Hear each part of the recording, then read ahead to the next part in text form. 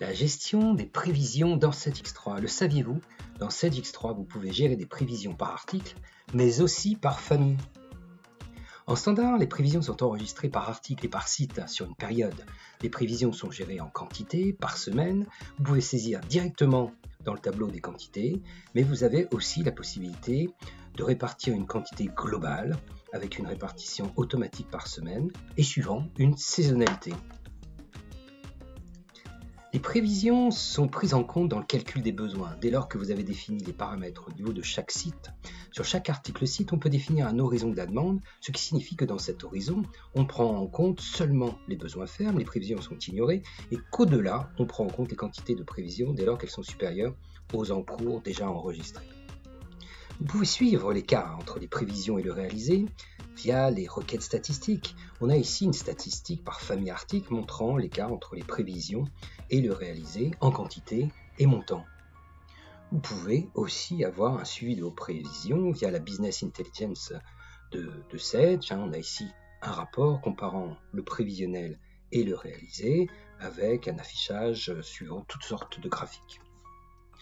En standard, les prévisions sont gérées par article. Pour faciliter la gestion, on propose un add-on permettant une gestion par famille, avec une vue synthétique et un suivi pour l'ensemble des articles d'une même famille.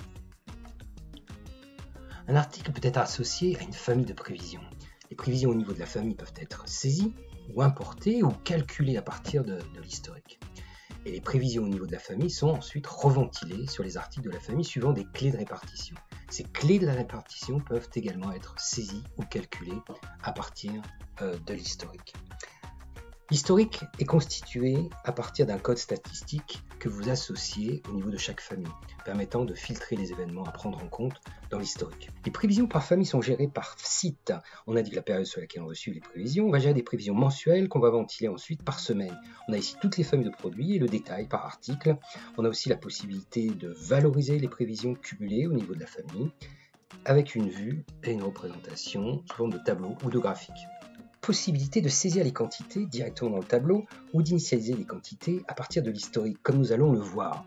On se base sur des requêtes statistiques pour filtrer les événements à prendre en compte, avec possibilité, par exemple, d'exclure des événements liés à une promotion. On choisit la période de référence, les cumuls mensuels sont affichés et on a la possibilité de faire varier les quantités, soit par un coefficient, soit en appliquant une saisonnalité.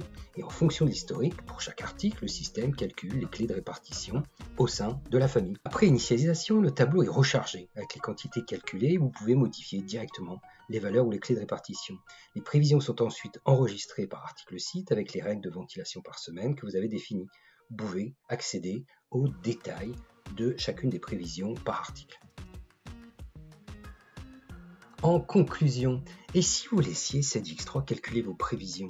Nous proposons cette solution sous la forme d'un add-on intégré au standard Sedgix3 qui vous permet de gérer et de calculer en automatique les prévisions par famille. C'est un outil indispensable pour les articles gérés en stock, alors renseignez-vous. Voilà, c'était notre tuto Le saviez-vous qui vous a permis de découvrir comment gérer des prévisions par article et par famille. À très bientôt pour de nouveaux tutos.